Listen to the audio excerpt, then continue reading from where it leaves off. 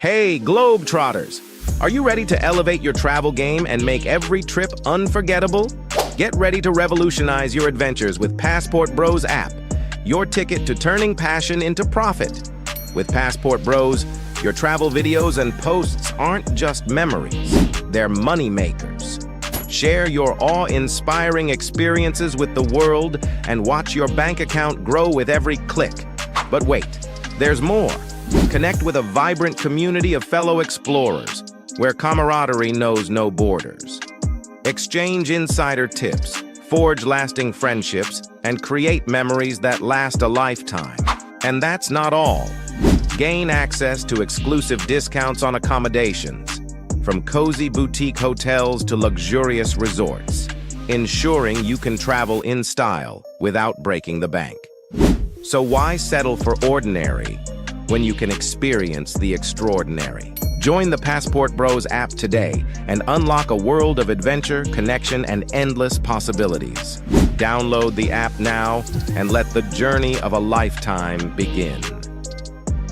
Download now on the App Store and Google Play. And we are live. Welcome, family, to another show. It is your man, BMT. We are here in the building, and it is showtime. I want to welcome everybody that's already in the chat. Guys, do me a favor. Make sure to hit that like button because we got a show recap today. Many of you saw the show I did, the interview I did with the good brother Anton Williams, really big YouTuber. Speaks a lot about financial investing and relationships in the States, and he has done a lot of content on the Passport Bros. He's seen it kind of early on going on, and we had a really good interview, and it kind of went mini viral within our travel Passport Bros space on YouTube. And we didn't do a panel, so I know a lot of guys. It has a ton of comments, man. We probably had over 100, 200 some comments about the interview I did with Anton. So we're going to do an open panel, but first we're going to review that particular section of the interview that's kind of, got people speaking and talking, right? Like probably like the last 40 some minutes of that interview. Then I'm going to bring up a panel because I want to get your guys' opinion, because believe it or not, now the whole interview wasn't about this particular subject. We kind of went into Anton's background and him starting YouTube channels and all that good stuff. But this is kind of like a common conversation point within our space, like the definition of, taking care of women, traditional women, and sometimes the sacrifice you have to make coming from the West when you're dealing with women from other cultures. Okay. So we're going to be discussing that on this show. I want to give a shout out to my man, Style King, in the building. Shout out to you. Salute to you, my brother. I've been keeping up with you, my man. I've been seeing them vlogs, man. You guys do me a favor. Make sure to check out my man, Style King. He's dropping dope vlogs. I believe he's in Brazil right now. Shout out to my man, Season Swag in the building. What's good? Young J216. What up, fam? It's been a minute, man. Hope all finally showed. Shout out to my man, Kevin Johnson. He's also a member since finally showtime. All right. Shout out to my man, Anton Hooks. All right. What up, Hannibal? What's good? What's good? We in here, man. All right, so we're going to get right into the video, all right? Just in case some of you guys did not see it, we're going to go ahead and jump right on into the video, all right? Let's do this. Where we at? Passport community. All right, so this is the show recap. This is Anton and me speaking on an interview that we did a few days ago, basically, like a couple of days ago. And, the first part of the interview, we just, asking basic questions about, American and dating. We got to dating in American culture and all that, hookup culture. And for preference, before I start the recap, I asked Anton, I said, well, Anton, what, in your opinion, from the marriageable ages of, let's just say 20, 25, but you can just say 21, really. Let's just say 21 to 40. What percentage do you think, in your own opinion, are marriage material in America, right? And his statement was 5% or less, all right? That's what his statement was of marriageable women in the States. And then he said, hey, he gave a breakdown on why the women weren't pretty much marriage material. You know, he went back to traditional values when marriages worked. Okay, so I do want to preface that he did go back to, you know, when pretty much women were getting married earlier, people were getting married early on, you know, back in our grandparents and great grandparents' age, when I would say careers in school wasn't such a thing. I think Black Americans were the highest populace of people that were actually married and stayed married. Okay. And now fast forward, I guess you want to say decades, 40, 50 some years later, we have a pretty high divorce rate, and a lot of people are single, a lot of single parent led homes, and we got like a 70-some% illegitimate birth rate. All right, fast forward. Shout out to my man Jay Clyde in the building. All right, so we're gonna pretty much start right here within this interview after I asked this question and after he gave us a breakdown on why a lot of women aren't marriage material in America. What is your opinion on like long distance relationships? Meaning, I don't fuck with it. You live in America, but you're dating a girl in Brazil or something, or you got a girlfriend in Colombia or something. What's your opinion on that? I see guys. A guy had got a coaching call with me probably about a month ago. And he was breaking down to me how he had went over there and he was sending her back money because I was going to be his girl and stuff. Listen, simps and tricks is simps and tricks, whether you got a fucking passport or no. All right, so real quick, I want to know your guys' opinion on that, and I'm gonna pull everybody up on the panel in a moment after we break this breakdown. But do you think sending money to women that you're anticipating being your girlfriend or wife is considered tricking? If yes, put 1 in the chat. If no, put a 2. All right. If yes, put a 1. If no, put a 2. And the question is again, if you are not talking about just random women you hooking up with, sleeping with when you go down there. I'm talking about if you see potential in this moment, right? And she's overseas somewhere, is sending her money to make sure she's good, she's straight, all right? Is that considered to be tricking? All right.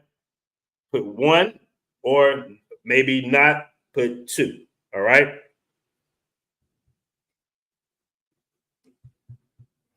I am not in favor. Shout out to J Rags. Of locking down somebody that you don't have access to and you don't have control of in real life, in real time.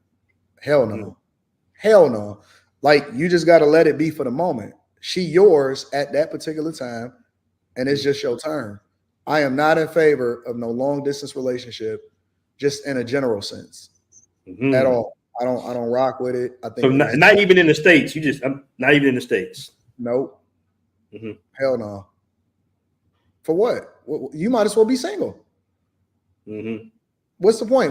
How you gonna lock down somebody that ain't even with you? You don't know nothing about them. You don't know what they got going on. Hell no. Because you do have like guys within this community that pretty much send money to the women, or they pay the women's rents or something like that. They consider to be their girlfriend. Nope. Why they paying somebody else's rent? She not an adult. Right. Listen. Now keep in mind these rents might be $200-$300. I don't care. You can't get $20 out of me unless you bring a value back to me. It ain't no woman that ever got $1 out of me unless she actually working or she bringing value back to me. I don't give a fuck. Listen, I don't care how little it is. Tricking and simping is still tricking and simping regardless of how it is that you see it. I am not in favor of paying for nobody's lifestyle. Hell no. So you don't believe in giving women like allowance? No. What do you mean? Like a woman that ain't your wife? Look, I'm just giving you. Mike M says if she's not your wife, you don't live there, it is tricking. Like in Thailand, right? In Thailand, guys will get with the women. This is pretty much the norm, and they will pay them maybe $1,000 a month, $600 a month, pretty much to be in a steady relationship with them. And the women cook and they clean and everything, and the women and the Thai girls will send the money back to their family. Fuck no. Hell no. Shout out to Don Q, photographer in the building. Hell no. But see, that's what I'm saying. Hell no. Absolutely not, under no circumstances. For what? I'm with you for a short time, not a long time. I'll see you when I see you. Okay. I wouldn't do it for women here. I wouldn't do it for women over. Fuck no. Hell no. Mm-hmm. Listen, the only woman that could have access to get any resources out of me is my wife or women that work for me that make me more money.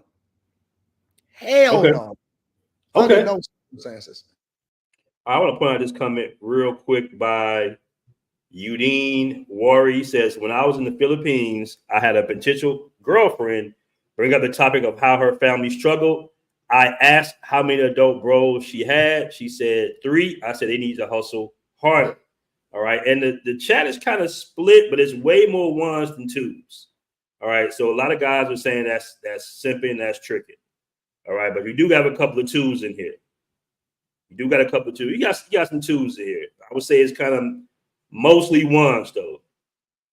I'm going to say about 70% ones, 30% twos in the building. All right. All right. I got a couple for you, but I'm going to catch this super chat real quick. I got Bo Anderson here. He's a member for 4 months. He says, Antoine, how can I get in contact with you for a coaching? Okay, so what about this? What about this? What about, let's say, culturally, because this is one thing you got to deal with when you We was wolves says allowance equals extended bar fine equals tricking. Oh man said hit with a bar fine. Okay. You want to date overseas. A lot of guys don't know this. Some guys know. But as far as like dowries or something, do you bring bro? Yeah, say if you date a woman in Kenya, you got to pay her family pretty much to marry her. Nope. Hell no. We in a different time. Mm-hmm. This is not back in the day. Fuck no. Hell no. Plain Eddie says sound like a good business deal to me. No, I don't believe in giving no woman nothing. Bro, this is the way I see it. This is the way I see it. Like, I guess you can look at it in the perception of, okay, you're paying the family, and I'm talking about this happens in Thailand. You got to pay a dowry as well. They call it something else. But this is more like when guys say they want traditional relationships, this what comes with traditional relationships. It's a possibility, depending on the culture, that you might have to pay that family a dowry. And you're paying the family because you're saying, hey, they raised a good wife for you to be your counterpart. Fuck that. That you're not sticking me up. Nope. And here's my thing. All right. So I got an equation, right? It's 8,760 hours in a year. Mm-hmm. Right? Every hour, whether you're asleep, whether you're awake, those hours are continuously ticking away. Guys, we got 157 in the room. Do me a favor, make sure to hit that like button. Now, if I have to go outside and I have to trade in my time for money, then that means that my hourly rate is a cost, whether I'm asleep or awake. So let's say, for example, you make $100,000 a year. That means that whether you sleep or you awake, it doesn't matter whether or not you're at work the whole time or not, but my hourly value of who I am as a person is worth somewhere between $11 and $12 an hour. Mm-hmm. If you make $100,000 a year and you divide it by 8,760, that means that your time is worth somewhere between $11 and $12 an hour. Mm-hmm. I trade in my time for money. I kill myself a little bit every day in order to make sure, and this is what my value of my time. Now, you can raise the value of that time up, or it can become less, depending on what it is, what your value is as a person. Now, if I deal with a woman, and let's say, for example, I make $100,000 a year, and I give her $1,000 a month, right? Mm-hmm. How many hours of my time is she worth? Mm-hmm. I don't see that shit. Look, bro, I got DoorDash, Uber Eats. It kind of seems like in an indirect way, he's kind of arguing for the point of paying up front to a certain degree if you're more worried about your time. If you think about it logically, he's kind of unaware that he's arguing for that point. If time is more, because you do got guys out here whose time is worth a lot of money, bro. And they go ahead and sacrifice that little bread in order to maximize their time and efforts doing what they're doing. a dishwasher. We don't even have, look, women in yesteryear always worked. Mm-hmm. I don't know what you got, like where these people are thinking or really compartmentalizing what traditional values are, but they worked. They worked on a farm. They worked for the family. If you don't have small children, then she should be doing something productive. Mm-hmm. Always to bring value into the family. And so you telling me that dudes is out here sending money to women overseas and they not even with them? Shit, bro. I'm from Detroit, bro. Well, you know, some guys look at it like very much like Oakland. Oakland, Detroit, that's our cousins over there. Shout out to the people over there in the Bay Area and in Oakland and stuff like that. We don't believe in that shit, bro. Okay, the woman got to bring value to you, not the other way around. I'm not sending. But see, in some cases, they are bringing value to you because you gotta look. Okay, how much does it cost, or how much time do I have to take out my day to cook, clean, prepare food, wash clothes? You know, bro. All right, so real quick, I want to point out the fact that I think in that moment we're talking about two separate things. Because he's talking about more so of the Western Union guys, the Western Union poppies.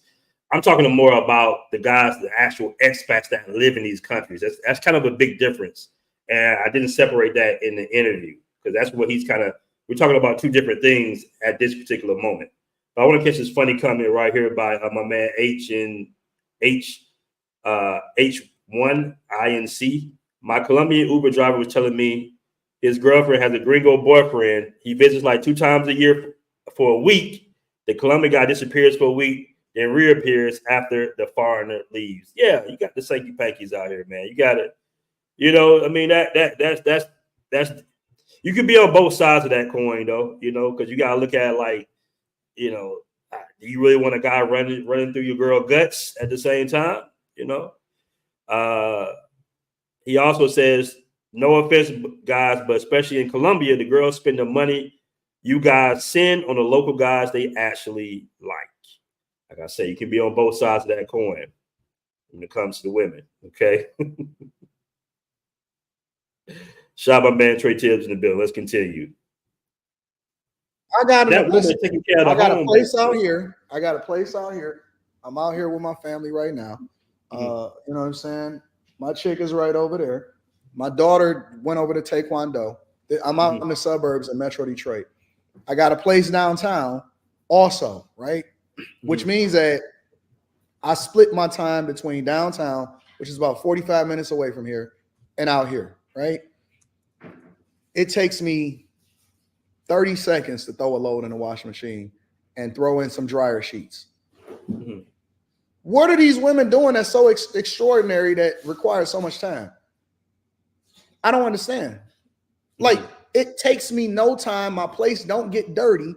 I have a housekeeper that comes in and I don't even know how much we pay her. How much we pay the housekeeper? You remember? I pay the housekeeper like $130 a week to come in and do a deep clean as far as the window sills and all of that other shit. Okay. When I need her, I don't even need her every week. Most of the time, like the downtown place, I can come in every 2 weeks. And that's just to do the deep clean just because. Thank you. I appreciate it. Man, it don't take no time. All of the technologies, go have fun. It don't take no time. All of the technology that we got is going on. I don't understand. So y'all sending money over here to these hoes. Not necessarily hoes, women. This is what you're telling me. Y'all paying for exclusivity. That's what y'all telling me. To a certain degree, yeah. Because you just said you pay your maid $132 a week.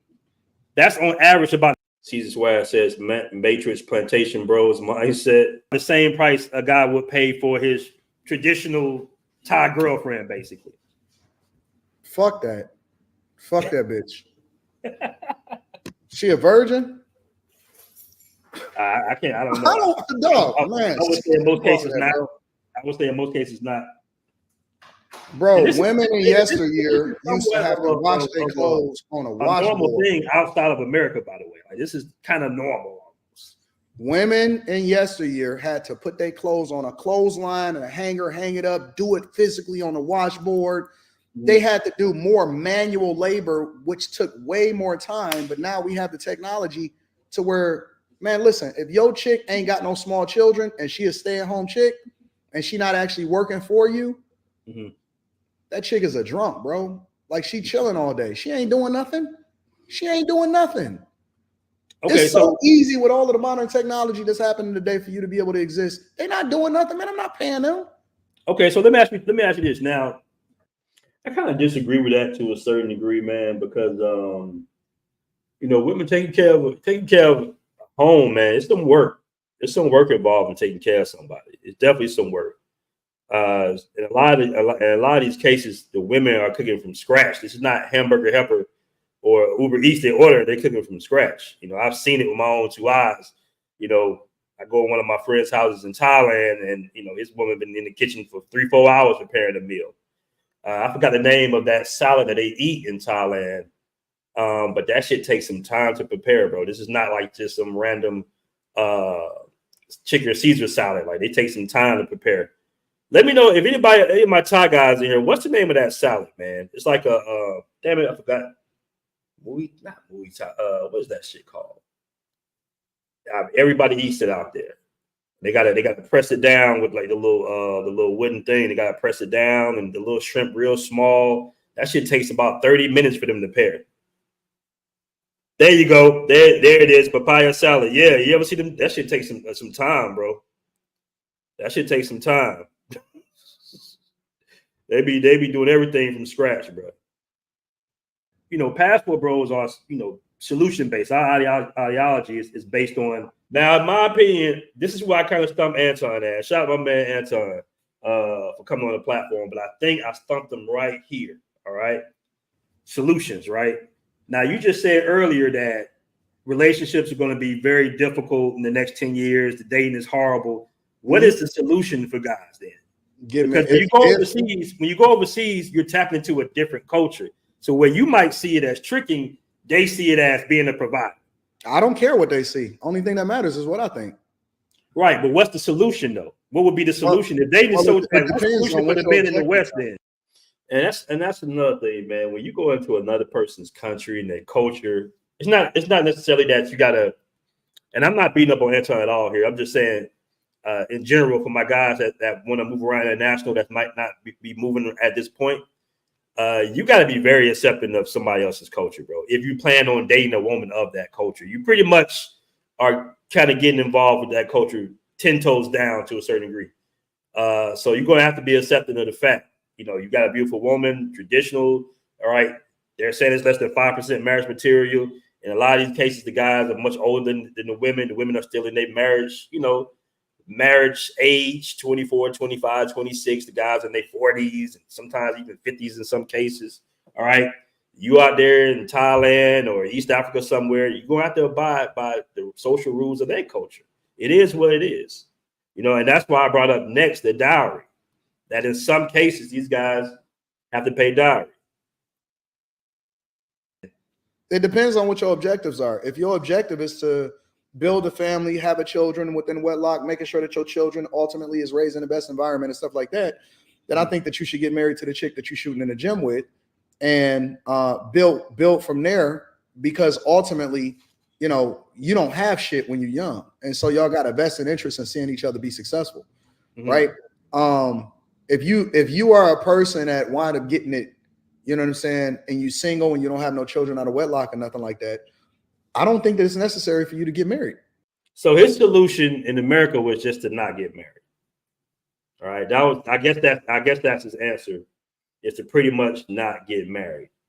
But men want companionship, man. Nobody want to grow old by themselves and trying to, people get sick, and marriage is really for you setting yourself up. It's a long-term business investment, but you're setting yourself up also for them golden years. Because I don't care how cool or how swag that you think you are. You don't want to be 55 in the club trying to pull women, and vice versa. The woman shouldn't be 45, 55 trying to steal.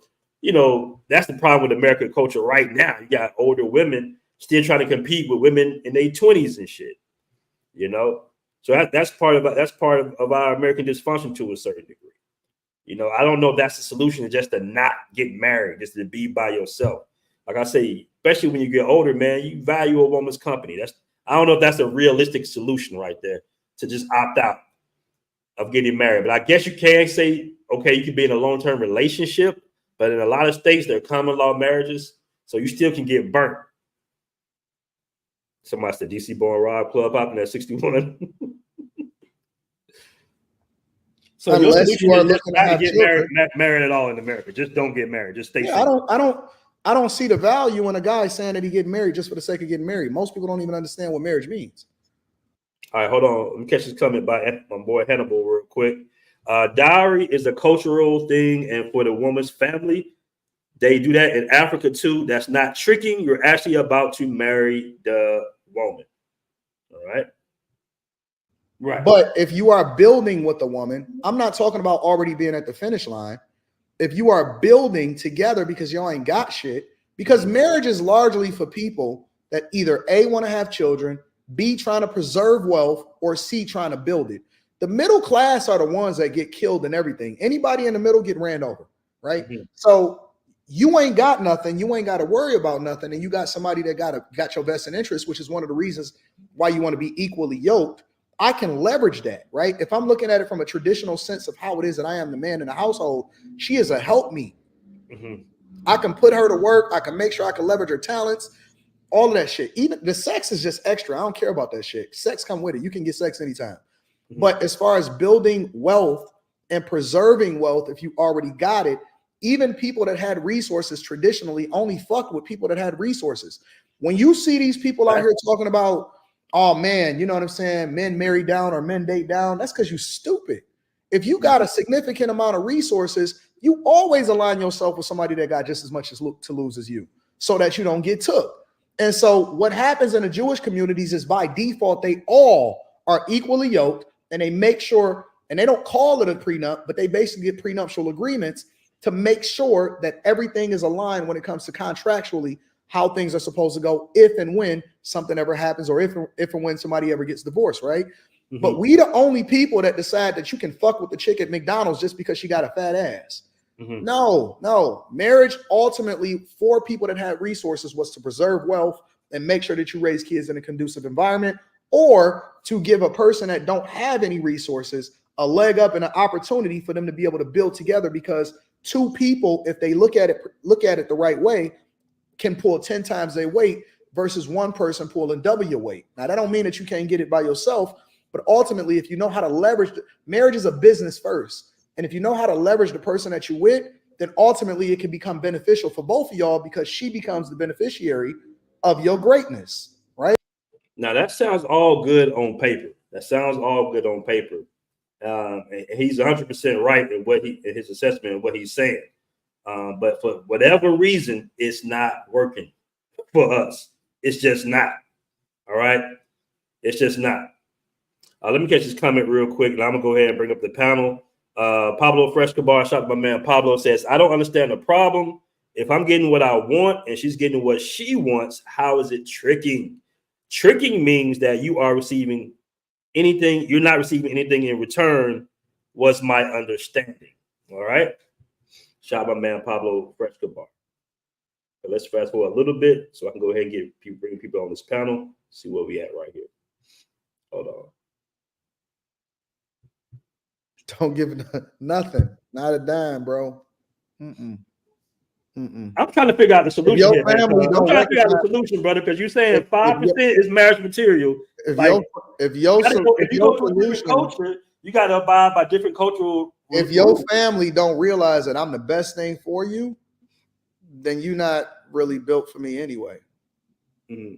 But you do realize, Antoine, historically, from our people, just historically, we have paid dowries in our own. I understand that. So that's like not outside of the norm necessarily. Like in Africa, in the East, you pay the families, you give the family some form of gold or something, right? But don't you see how like the how you making it complex for American dating? You're saying why it's not traditional, why it doesn't work. Well, if you're going over here, you're gonna have to abide by those traditions where it will work, because you get to marry a virgin in Africa. Men control access to marriage. It's my rules. No, Let me ask y'all this. Let me ask y'all chat this.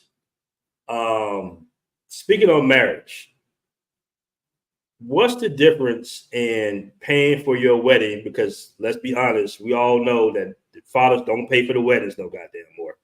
A lot of women weren't even raised by the fathers, but the fathers do not pay. In our community, the fathers don't pay for the wedding. So right, more likely you're gonna have to pay for the wedding, right? And the average wedding in America is about $25,000 to $30,000.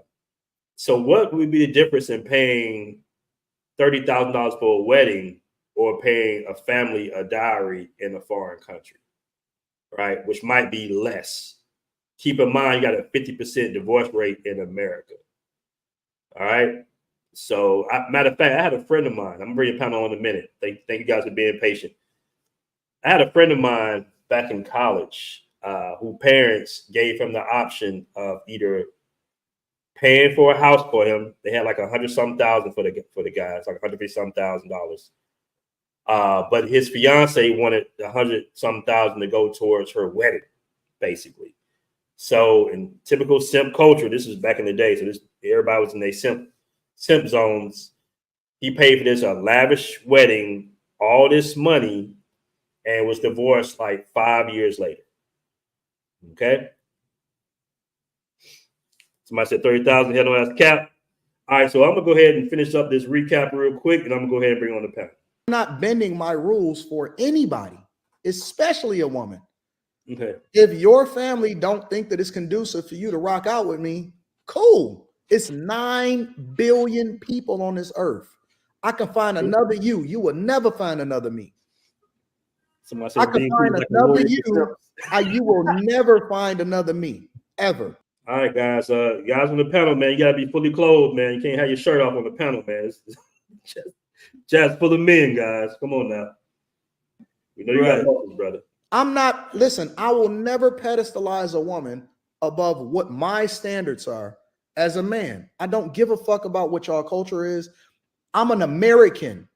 I'm Anton Daniels. I define my culture based off of the principles that my father put in me. Not what the fuck y'all got going on over there. So listen, we just can agree to disagree. Have fun. God bless you. I'm gonna keep it moving. Mm-hmm. I'm not moving for anybody. I only answer to God. I don't answer to nobody else. All right, so we're gonna go ahead and cap that right there. That's pretty much the gist of it. I'm gonna play this real quick. Commercial. We're gonna come right back with the panel. All right. 1 second.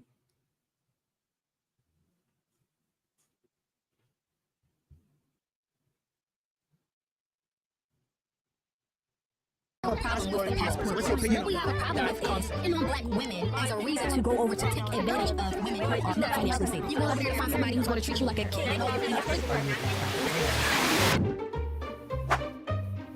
Download now on the App Store and Google Play.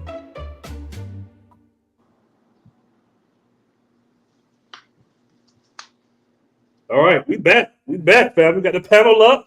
Welcome to the show, my man Roland Travels. What's good? What's good?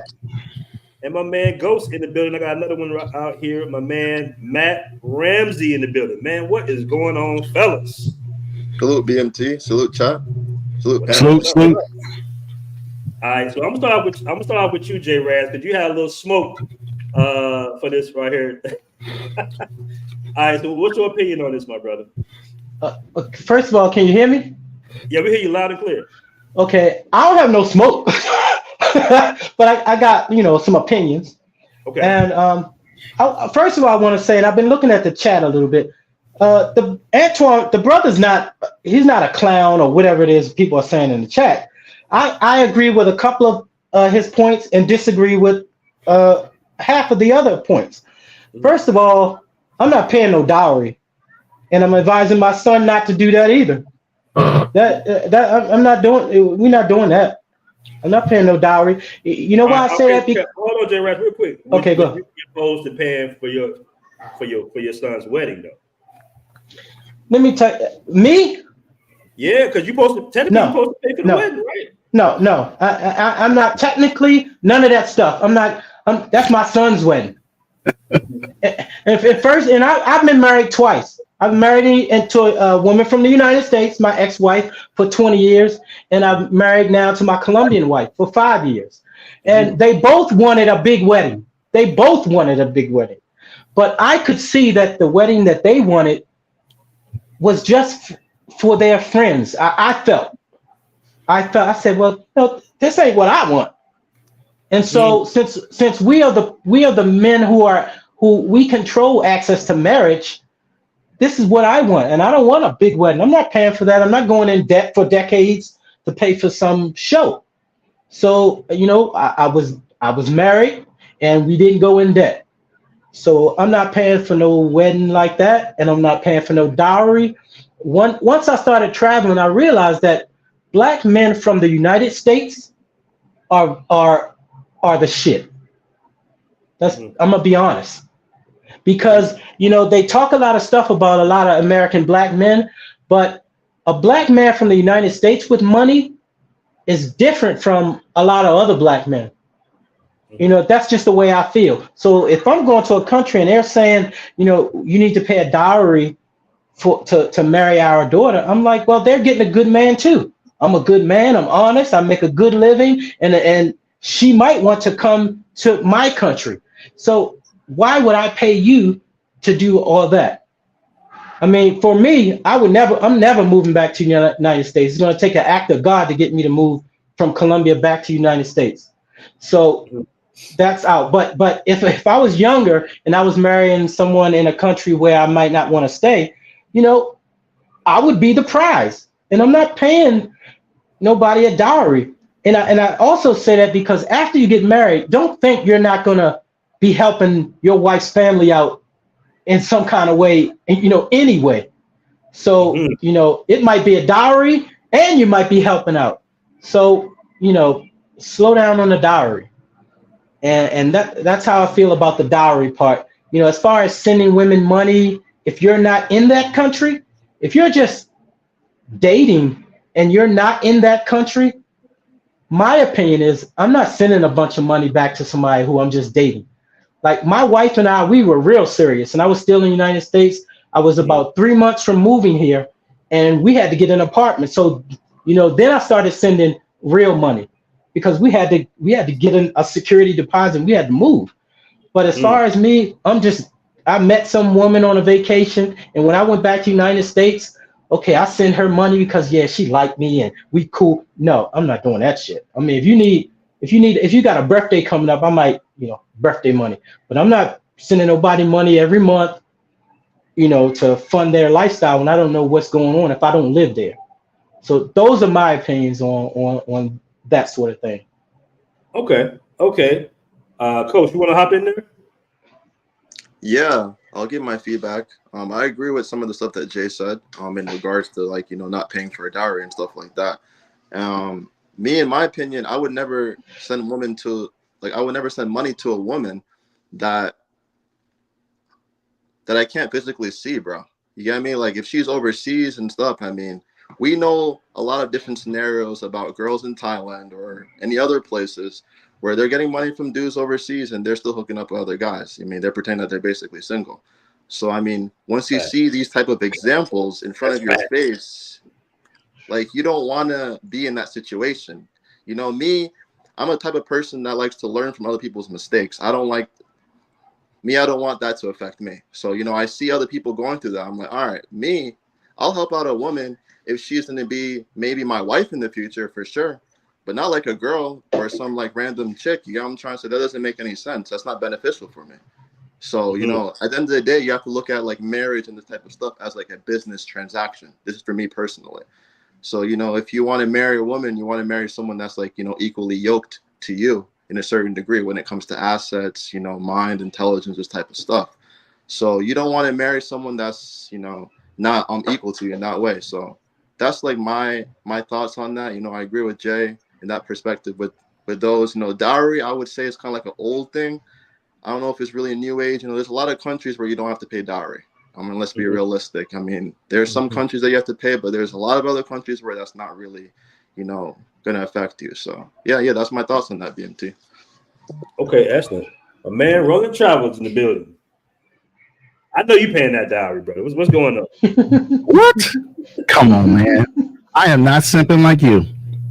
Oh, I'll pay a dowry. I pay a dowry in a damn heartbeat. You want 5 wax and Billy? But no, man. Let me say this. First of all, I don't think I would go to any country that required a dowry. That's just not good money sense to me. Mm-hmm. You get what I'm saying? Why would I get involved in a system where you're already talking about I need to cough up money to prove my manliness or my commitment to your daughter? Mm-hmm. You get what I'm saying? Why am I doing that? I don't think that's what see, that's but not typically those countries that have dowries, their families are already very well off. They're generational wealth and everything else. This is the culture. I understand. And that's why I said I will never shop around in a culture that would require a dowry. That would just cut my losses right there. Mm-hmm. You get what I'm saying? If I'm not looking to do that traditional cultural thing with paying a dowry just to earn the right to have their daughter instead of who I am as an individual person, I'm not doing that. Would you pay for a wedding? My merit should come with who I am as a person. Would you pay for a wedding? Oh, absolutely. I paid for my last wedding. Okay. Her parents couldn't do it. Her parents couldn't do it. I paid for my own wedding. Okay. By the way, for my background on context, my background on context. I'm 56 years old. Mm-hmm. High school sweetheart, pregnant. Married for the first time, 3 children, 6.5 years. Married for a second time, 9.5 years. No children. Took care of a kid. Okay, until he actually graduated and went to college. So that's my background. I have every scenario you can possibly imagine when it comes to a relationship. Unlike Jay, who made it 20 years with his first marriage, congratulations. And, Anton himself, I think 19, 20 years, high school sweetheart. Those are very rare cases. The gentlemen in this room, the fellas that are going to play this back, they're not going to have that opportunity. Mm-hmm. I have a quick question. What? Can you hear me? Yeah, go ahead. Oh, when you said you're not going to a country that requires a dowry. To the guys on the panel, you guys going to travel just for cultural stuff and then maybe meet a woman in one of these countries, or you intentionally going to countries to meet a woman? Because I wouldn't know about the dowry. Like if I'm going to travel for art and whatever it is, music, and I see there's some fine women here, and I start dating people, I'm not necessarily, planning my vacation or planning my trips based on if the country, if they require dowries. I'm just trying to get some clarity on what you were saying. That's a good question. I mean, a lot of people travel for different reasons.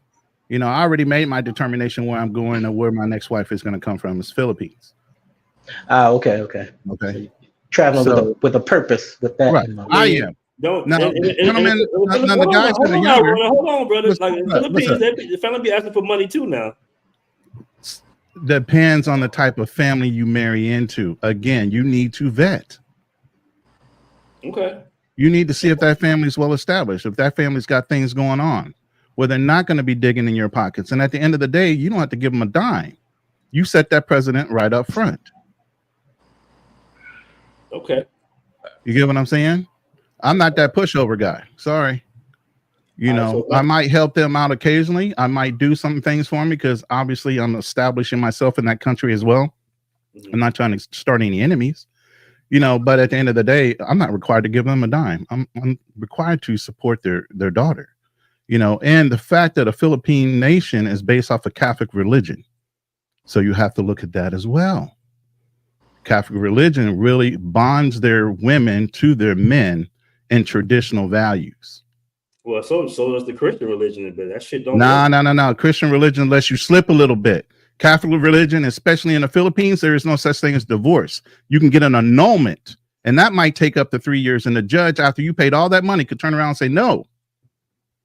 There are certain countries, if you do your research, it's not that easy to get out of a marriage, nor do they want to run out of one if you're doing everything right. All right, Matt Raz, you want to speak on this? What's up, BMC? What's up, panel? What's good? You guys. All right. So I think there's a few factors we have to mention here as far as we're talking about marriage and and especially from a legal standpoint, I think it comes down to socioeconomic class, because you have people that upper middle class, and lower class. It's going to be different scenarios and contexts. And for my, like right now, I'm married to my Brazilian wife, right? So from my travel experiences, the strongest places I've seen for dowries, from my personal experience, has been the Middle East. And it's still deep within their tradition. If a man wants to get married, he has to pay a dowry. There's no option to not pay one. So I think for us, like Western men, I mean, if you're marrying someone from a middle class in a traditional society, country with traditional society, there's a high percentage they're going to be expected to pay some form of dowry, whether it's cash or some gesture that might be seen as dowry. So I just wanted to kind of break that down. I think if it's two poor people marrying each other, there's no dowry. But I mean, if it's going to be established, like OG mentioned the words established, if it's going to be established family from a traditional culture, I think a dowry is expected. But again, like for us Western men with our mindset, we just think that as slightly ridiculous. But I think we have to be conscious and a bit understanding where families might come from if we want that, you know. And I wanted to respond to OG's question about why we travel. I mean, for my reason, it was for culture. I felt like there was more than the United States. I'm from Cali. I'm from California, so it's a very diverse place. And I went to Atlanta for college, so I was around, you know, a lot of young Black women, and I dated them. But I wasn't necessarily, how can I say, put in a box. So, man, once you step on that plane, you get out of customs, and you walk around a city, and you see the women, how they're different. Of course, you can't unsee it, you know? So, of course, I feel like you're going to be a bit more disposed to try it out. And Antoine had said in the interview with Aaron, if you don't marry early, it's kind of not really game over, but your chances, your probability really kind of drops. And I think that's true, because I got married at 23. I'm 28 now. Mm-hmm. That's very true, because older women can't help but to kind of compare their experiences with other men to you, basically. So if you marry an older woman in her 30s, she can't help but to compare you to, you know, the other guys, the previous 10 to 15, 20, 30 sometimes cases, the other guys and shit. You're going to always be lacking something in her eyes. I want to point out this super chat by my man, the Black Cleaner and Restorer, with a $5 super chat. Said the countries that have a dowry doesn't require a ring. All right, let's talk about that. That's a good point. I didn't realize that. I mean, yes. Like ring is supposed to be what, one third of your annual salary or some shit like that. Isn't that the case?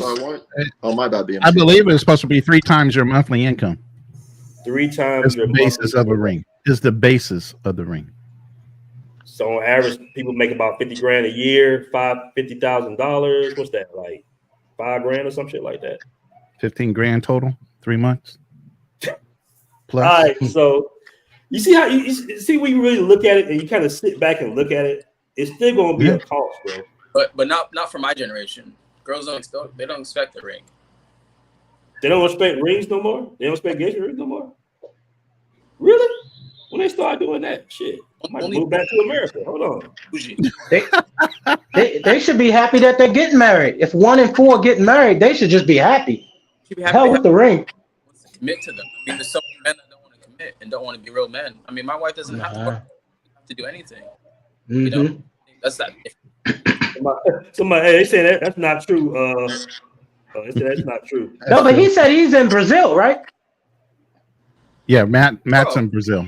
Yeah. My brother is younger than me. He got married 3 years ago. Both Americans. They got some simple ass rings. Nothing like this extravagant diamond on your finger. Because especially in Cali, people are really about the sustainability. So they're getting wooden rings. I mean, yeah, times have changed where you don't have to necessarily spend that. But traditionally that was the requirement. I mean, a lot of things traditionally have changed a lot in the States and other places as well.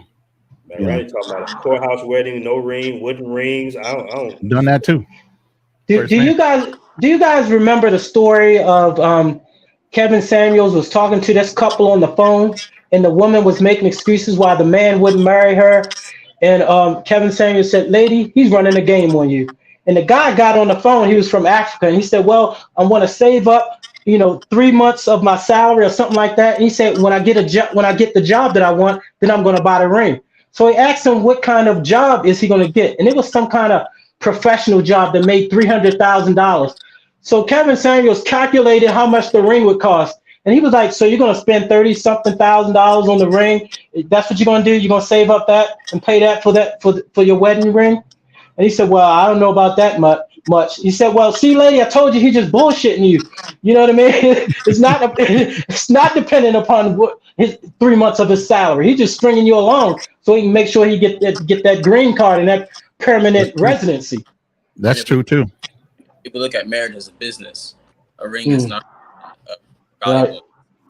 I'd rather buy my wife some stock options or something, or build something together, or invest in her career, right? If what she wants. Yeah. All right, Black Cleaner, you want to hop in, man? Hey, what's going on? How y'all doing? Salute. Good evening. Yeah, I used to date an African.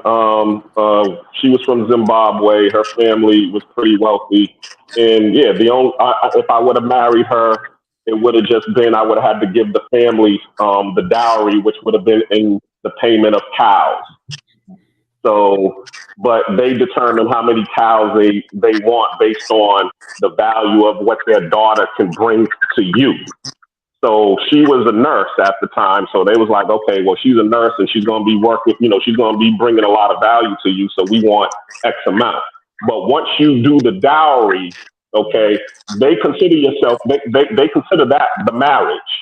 Y'all are married now. So if you want to do a big ceremony or do anything after that, that's on you. But really, once you give up the dowry, she's yours. Oh, okay. That's a big. What y'all think about that? Hell no. I ain't doing that. That's insane. So is you're uncomfortable with that, Ronan, more so because you're going to be spending money regardless. Either you're buying a ring, either you're doing a wedding, the money's going to get spent. So what you're trying to say is the family that has raised that woman, protected that woman, right, molded that woman to be a productive counterpart and a productive wife to you gets nothing. They don't deserve shit. That what you're saying, Ronan? I'm not picking. I ain't say it like that, but you get a nice background. Here's the thing: I bring value to that family as well. Fucking cow! I bring value to that family. If they need something, they can ask me. It's still my consideration whether I give it to them or not. It's still my money at the end of the day. But I'm also an asset to that family. So, Ronan, you can't give him some cows, my brother. You can't give him a couple of cows and some goats, my man. No. But like I said, I'm not ungiving to a family. Like when I moved to the Philippines, they have listen. Let me tell you. In the Philippines, they have a lot of blackouts and brownouts, things like that. I would contribute to like solar panels on their parents' house so they wouldn't have to suffer blackouts, things like that add to the family as far as what they would need. But just ridiculously trying to build the family's wealth by giving them things just to prove my worth. Fuck that. They can see that by the man that I am. Oh, Black Cleaner. How many cows was it, bro? Like, did they give you a ballpark figure or something? We'll just say about 8 cows. So we'll say that each cow was like $800 each. So how much is that? $6,400. Damn, you did that math quick. You already do your math. You know what it costs. 8 times 8. You know what I'm saying?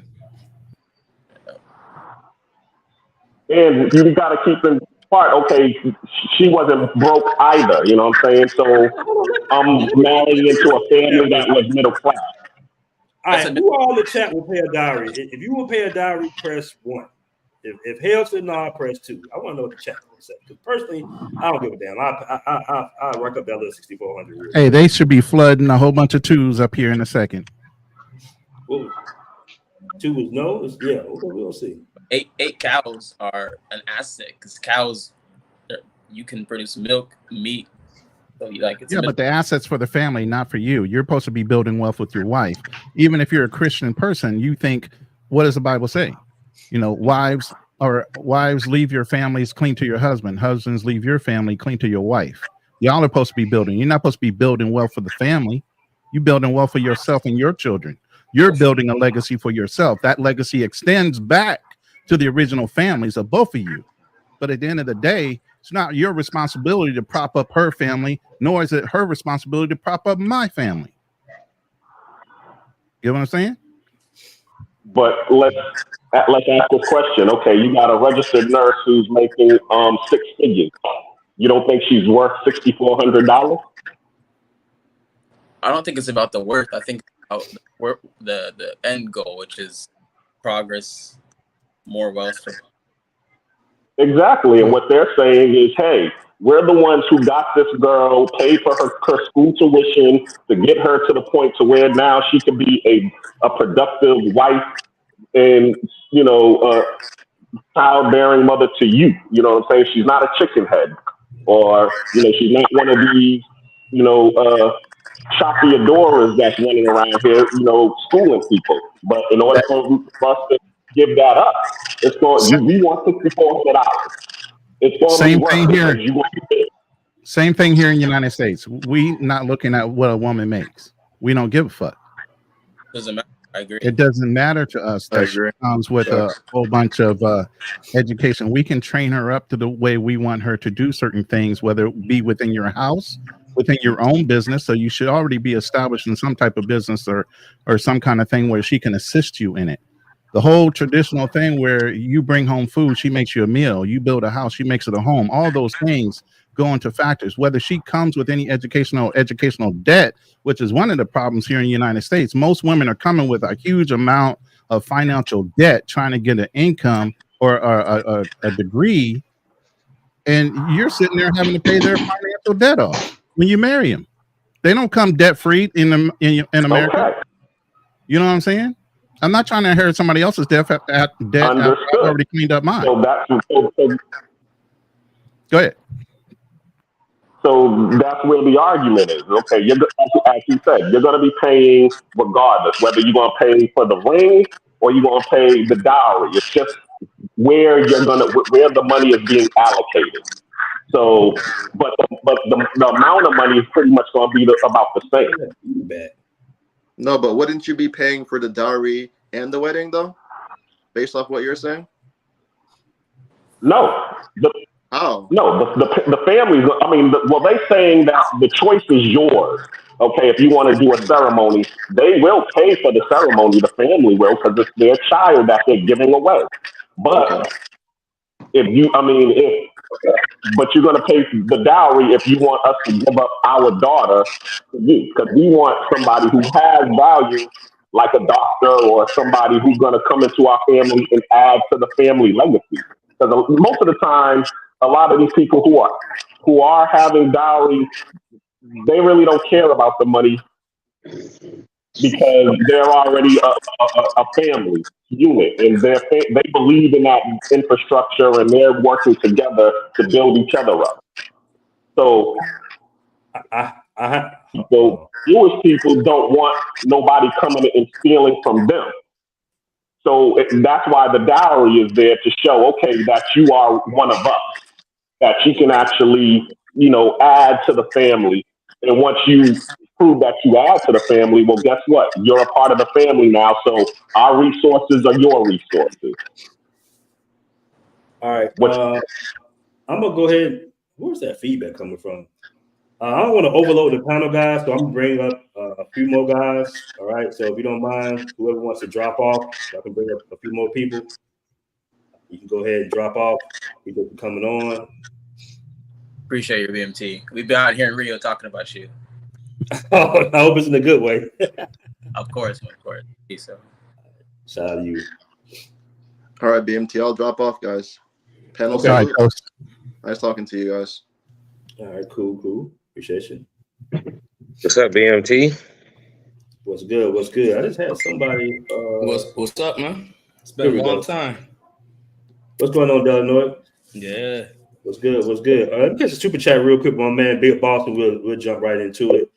Big Boss, real talk with the five super chat says, same dudes press 2 will buy an expensive wedding ring and have an extravagant wedding ceremony. I'd rather pay the family directly than waste money on a ceremony. Got a good point. You're going to have to spend something. All right. Go ahead, Ty. You want to jump in there? I just feel like, we as human beings, we're natural.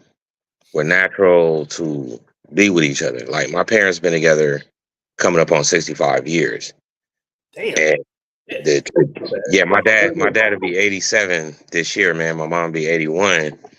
And they still ticking, man. They moving around, doing good, man. But a lot of the reason why they're moving around is because they have each other.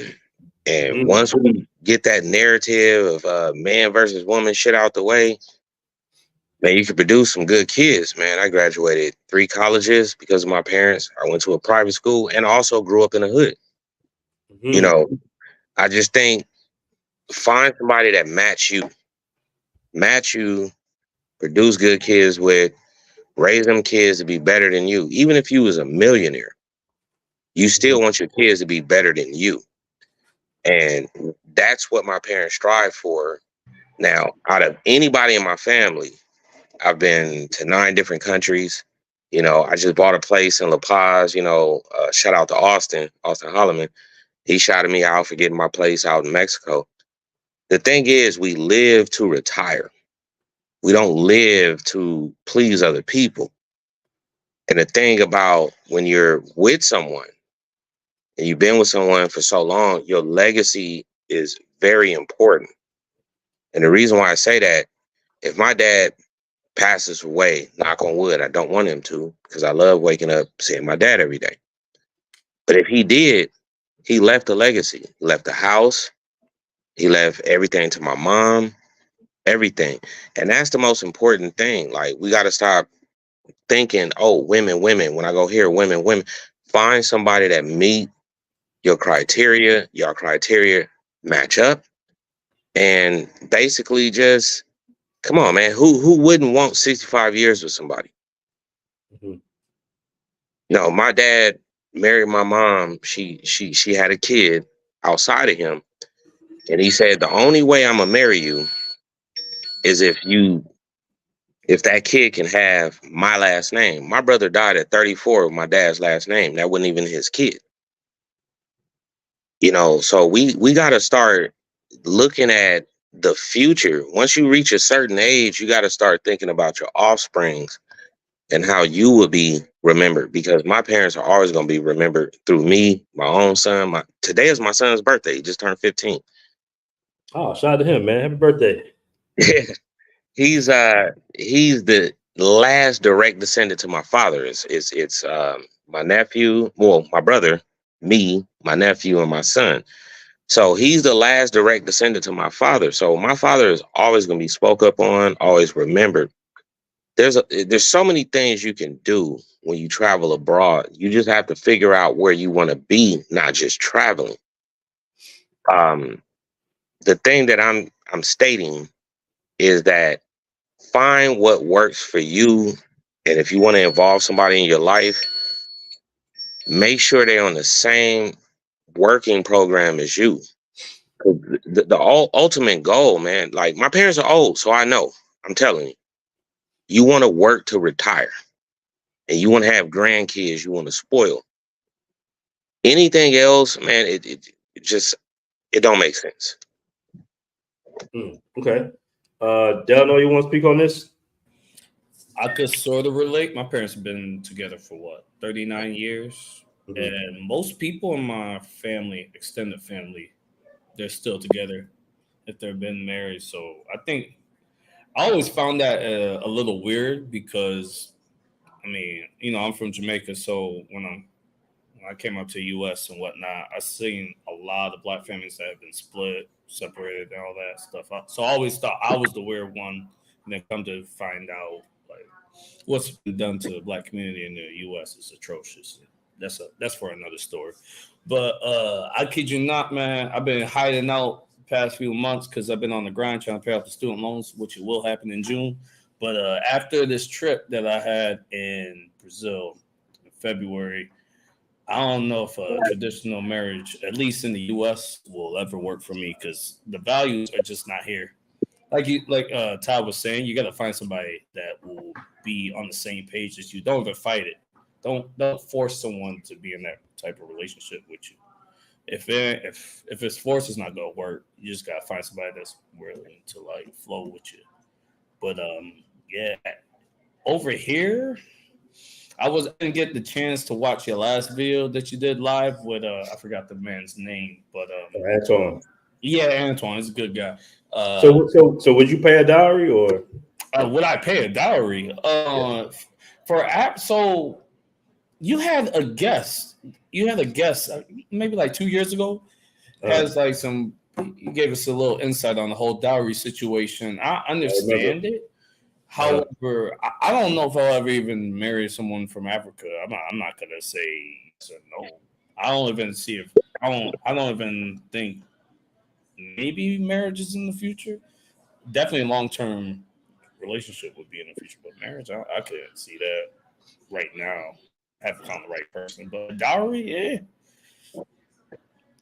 If the girl's culture is part of it, then why? I mean, But like the guest you had on before, when you pay a dowry, again, that's not to say, oh, now you have to have a wedding reception. That's on you. But what's nice about it, apparently in the culture, and hopefully somebody could correct me if I'm wrong, when you pay the dowry, whether it be like some money or cows or whatever, you pay the dowry, the family, if you have a problem in the marriage, the family will go and help you out and try to figure out a way to fix the problem so the marriage could work. Because again, especially over there, you could say it's sort of like a networking opportunity.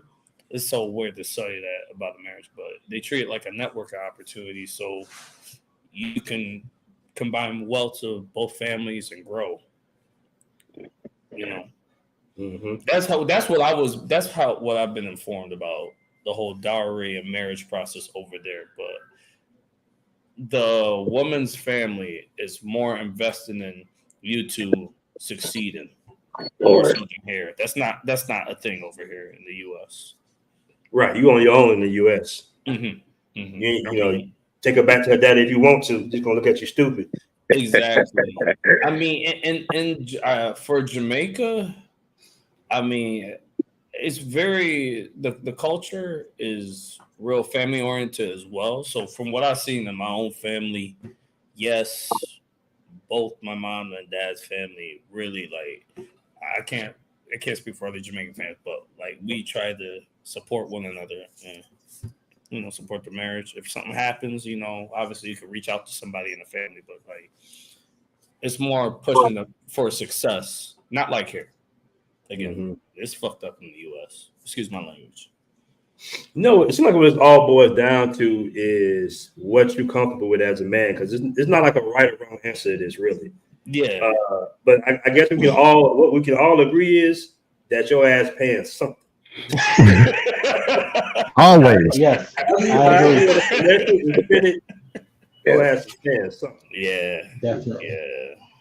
And I think that's the main point that we want to put out to the family, because you do have guys out here that's like, hey, my mouthpiece is so cold, and we get all that, bro. But in the end, as a man, you have to accept that someone come out your pocket, whether that's right. Call the wedding, call it a wedding ring. You can call it courting, you can call it dating, all right, whatever it is.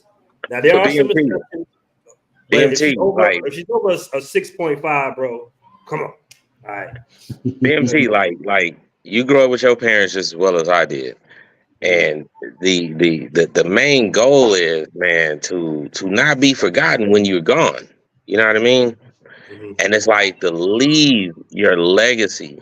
When I say leave your legacy, we get homeboys in the hood that pass away 2-3 years down the line, you got to remind people of who that person was. When you got family, you got structure, you're never forgotten. And that's the key to me. So it's like what men work for, we're supposed to leave. We can't be selfish to the grave. You know what I mean? So it's like if like I said, when my dad ain't here, his legacy still live on, even through his grandkids, you know, his great grandkids. And that's what we should be striving for. You know what I mean? Leaving that legacy to where, you know, 3 generations down the line, the picture of you and you know, my wife still up on that wall. Yep. Right. There we go. Still on the wall. Right. And I have that of my mom and my dad, man. You know, the day they got married, man, they took a picture in the diner. It's a drawing of it. It's a picture of it. They got all that other shit. And it's like, we can live for traveling and doing certain things, but man, the legacy is really important, man. And I'm telling you, because I say it with my mom and my dad. I put it to you this way. If my dad passed away tomorrow, how long do you think my mom will live? Knowing they've been married 64 years, man, that would be hard on my mom, man. Yep. Some people You know what I die mean? heartbroken, and they'll die very soon after their long-term mate. Right. I've seen that happen a lot. So we as men, what I'm trying to say is, I don't want to like over talk, but we as men, that's what we need to look forward to. It's in our nature to be that way. It's in our nature. And, you know, whatever you leave behind, whatever grandkid screw it up or mess it up, you left a legacy. And that's all that's important. And if you're traveling out and you're doing things, man, look up the culture to where you're traveling to. Like, I got accepted to Brunel College in London. The pandemic messed everything up. I was engaged over there, man, all kind of shit, man. But at the end of the day, you still have a legacy. You still have a long life to live. I'm 41. And I still want me to be here by the year 3000, man. I still want my kids to be like, hey, this is my granddad. This is where it started from. That's what we got to look forward to. Right. Right now, you know, yeah, the women are messed up in the United States. And I'm going to tell you flat out, watch the suicide rate go up amongst women in the United States. Watch how all these people that are feminists, you know, the gender thing, watch how they just disappear in the next 20 years. We're going to go from 8 billion people on the planet to 4 billion people, man, because people are that damn selfish. And that's what I'm saying. Overall, my parents was not selfish. You know, I was raised by good ones. And BMT know that, man, because he was raised by good ones. And he knows what I'm talking about. You just got to find somebody that's just on the same level as you. You know, everything ain't about just, you know, knocking things down. You know what I mean? You got to find something you can knock down for life. Yeah. Not just for the night. I agree. Yeah, let me push back a little bit on that real quick. And the reason I'm going to say this is it's great to know that your parents stayed together that long. My second marriage was to a woman where her parents were married for over 50 years. So she had an example of what struggle was to be married, be in a relationship for long term, whether you're on rocky road or whether everything is on easy street. Our marriage lasted 9.5 years. After she got out of that controlled environment, she started to change, because when you live in those type of environments, you live under a certain type of rule. She was never allowed to stretch her legs. Her parents always had her doing things. She was not allowed to do those things within their house. Once she got out, she got exposed to a lot of different things and wanted to have her own independence, because she never felt what it felt like to be independent and live on her own. So after 9.5 years of marriage, she decided she wanted to bounce. So it does not guarantee, because you grew up in a good family, you're going to keep those good family traditions going on to the next marriage or the next relationship that person experiences, even though they had good examples. But I agree with you, Ty, when it comes to legacy. I have 4 sons. I agree with you on that one. I agree with you on that one. I have 4 sons. They're all grown. I have 2 grandchildren. My legacy is established. Now, the only thing I'm doing on the back end is building up my income streams, finding a nice place to retire, take advantage of my U.S. dollars in a foreign country, and maybe have a couple more kids, because the house that I build there will be for those kids. You get what I'm saying? You want a couple of more kids, man? Yo, man, I can still instill my knowledge that I have now. The knowledge I have, that I'm 56, by the way. I might not look it. 56. No, you don't. You don't, brother. So you don't. I will be able to have a couple more kids with my younger woman, and I will instill in them the 56 years of knowledge and experience I have in them, because I'll have them closer to me. And whatever I build in the Philippines will be left to them anyway. So it's still going to go to my legacy. But with that, I'm going to go ahead and drop off the panel, because I think other people want to come up, and I don't want to take up any. No. What you just said, that's what's important. That's what I was talking about overall, the legacy. The legacy. It doesn't matter how the outcome turns out. The legacy is what's most important. And I agree with you 100%, bro. Like, the legacy. Brother said in the comments, he said, a couple more kids, dog. You 56. Yeah, man, you can have kids until you're 80. Yeah. No Robert De Niro did it. Al Pacino did it at 70-something years old, bro. If you can afford it, and guess what? In the Philippines, it ain't that expensive, bro. You know, if you're going to build a house, you might as well, instead of just leaving it to her and her family, have some kids so it goes to them. And you're not losing that money, man. It's still going to stay in the family. It's not going to go to her family. You know, so you might as well, if you're going to drop a house somewhere where you can't own 100% of it, and they got to be attached to it, you better have a couple more kids. Damn right, man. But I'm going to drop off the panel. True legend right there, man. That's a legend. Wrap up the show, bro. Man. I appreciate you coming. Appreciate you letting me come up, Ronan. Appreciate you, fellas.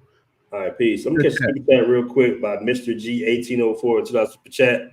He says, F legacies, passport bros be doing their thing overseas. I just put it to you that way. That don't even make sense, bro. That don't even make sense. No, it makes sense the way he wrote it. DJ dating 2000 says, Ja bless. I'm not sure what that means, my brother, but I appreciate the $2 super chat. All right, I'm gonna go ahead and wrap up the show, man. I appreciate all you guys joining in.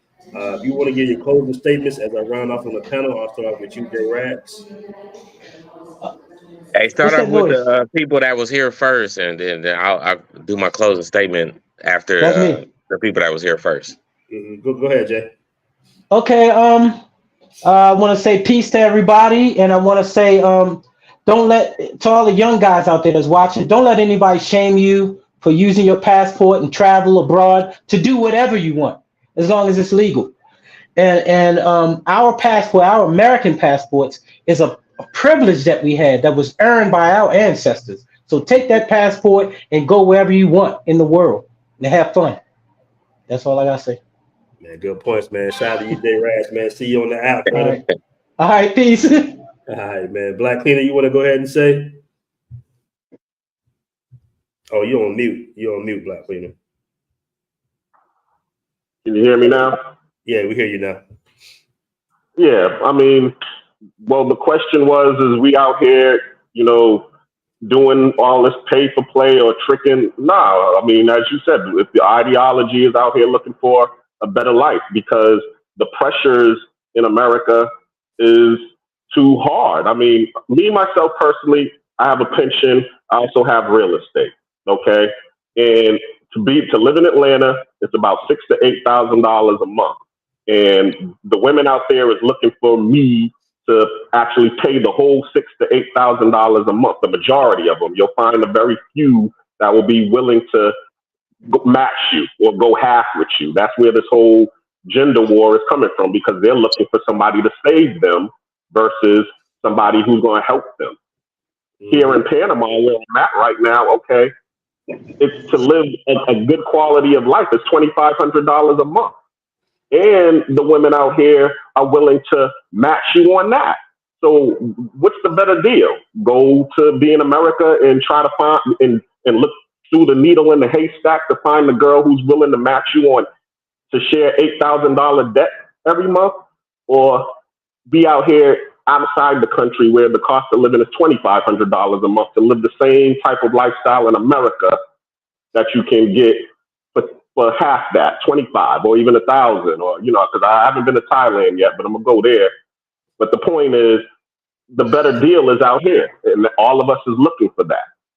So, in my closing statements is, hey, I basically I'm agreeing with the last person. The passport is your way to find that better deal. So take advantage of it. And I'm out. All right, peace. Appreciate you coming on, Black Cleaner. Man, what's good? What's good, man? Like I said, long time no see, man. It's been a minute, bro. Yeah. Huh? Go ahead. It's been a minute. But yeah, man, my closing statement, man. Seriously, after this trip I went to in Brazil, I came back, I'm just like, this ain't it, man. The culture is too messed up in the U.S. And to give you a little glimpse of what I'm talking about, last night we had Sexy Red in Rochester. And the fuckery that was going on in Rochester last night between the fights, girls getting freaky deaky in the bathroom, everything getting caught on camera. I'm just like, so what's so attractive about life here? Half the people probably they can't even pay their rent, but they paid the ticket to get into this event and whatnot. But regardless, man, the culture is screwed up. I'm not interested in things going here, man. Hey, bro, can I piggyback on what you're saying? What? My homeboy in 2003, he said the moment women get too over-sexual, the moment people start, sleeping around in public in front of everybody, the culture is gone. It's gone. He said that back in 2003. It's gone. It's gone, man. I was just looking in disgust of my, and they talking about women abroad selling, but yeah, Farrakhan said something similar to that too. Yeah. Yeah, trust me, man. That's like headline news around here right now. So it's messed up. But yeah, man. As an immigrant, I encourage. Unfortunately, they kind of using her as like a little pun and they little game. I mean, the sister should be really upset by they putting all that money behind her like that just to make that woman look terrible. It's disgusting. So like as an immigrant, I encourage everybody, regardless of your skin color, man. If you are able to get a passport and travel, please travel. Open your eyes, see that there's more to the world than just your block. So take care. Thank you. All right. Shout out to you. My final thoughts, man. My final thoughts. BMT, man, I've been following you for about a year now. Me and Austin been close since he got on YouTube. So me and him are really close friends. I pay attention to all this distractors and everything. All I want to say is at the end of the day, man, you've been doing a good job. Appreciate it, bro. You expose a lot of the good things, a lot of the bad things. And at the end of the day, man, me and you kind of grew up similar because, I listen to your live streams. I like a lot of your videos and everything. And we grew up similar, bro. Like you had two parents that had good jobs, just like my parents. And, at the end of the day, that's legacy. And I'm going to stand on that, man. Legacy is very important. And, Austin grew up pretty good. Even though his mom and dad weren't together, he still grew up pretty good, man. That kid is doing something we wish we could have did at his age. That's true. What I mean? If somebody would have told me, get your passport at 18, man, I would have got my passport. But I ain't going to hold it up, man. Hey, look, you keep doing your thing, man. Every video you make, I like. Same with Austin Holloman, like all his videos. And I just think we changing the narrative. The narrative is changing, and we just got to keep doing what we do. But if you want to find a woman that match your criteria. And that's it, man. That's it, man. I ain't got nothing else to say, man. I love you, BMT, man. And much respect, bro. All right, love you too, man. Appreciate you coming on, bro. All right, love you, man. Out of here. All right, peace. All right, I got another special guest coming up real quick. former arch enemy of mine. Shout out my man, Mr. Travolta with the 5 super pound. Bros are always trying to police other people's deeds, calling them tricks, etc. Facts is all men pay one way or another. Dates, P for P, or supporting your wife. You got a really good point. And that's the grown man conversation, because I don't care who you are, you will pay. Okay.